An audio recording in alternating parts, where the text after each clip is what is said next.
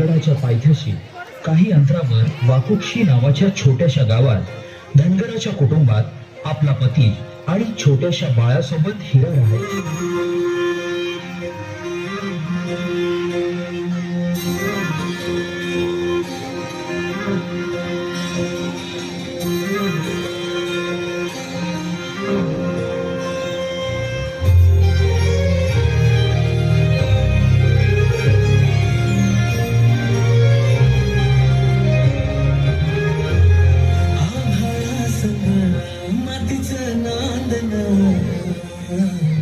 जीव झाला चकवा चांदन आभाळा संग मातीचा नांदन जीव झाला चकवा चांदन दिवसाच दिसत्यात तारे गान भामरे दिवसाच दिसत्यात तारे गान भामरे हो जगन हे न्यार झालं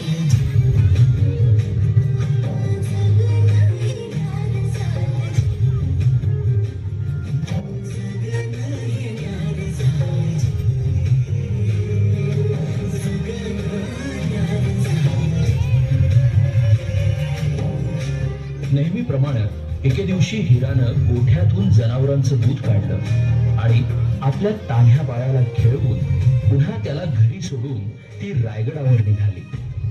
तो दिवस होता कोजागिरी पौर्णिमेचा.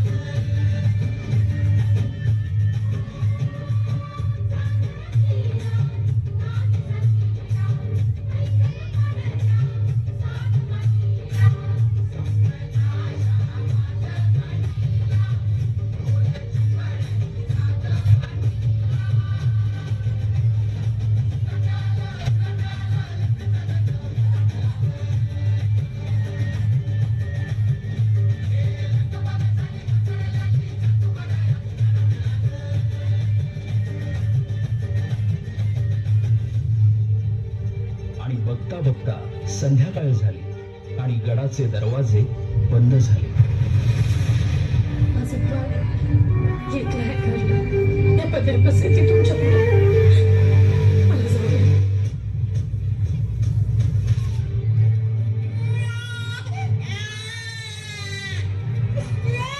दमलेला जीव पुन्हा कोमलू नये कानी येते हात जेव्हा आई आई आई दमलेला जीव पुन्हा कोमलू नये कानी येते हात जेव्हा आई आई आई आई आई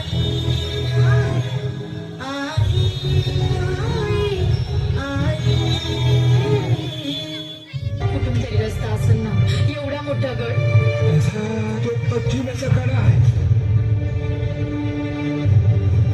तिथं ना तटबंदी ना बुरुज कडा साफ तिथून फकस्त वाघावर येतो आणि पाणी खाली नांदतो.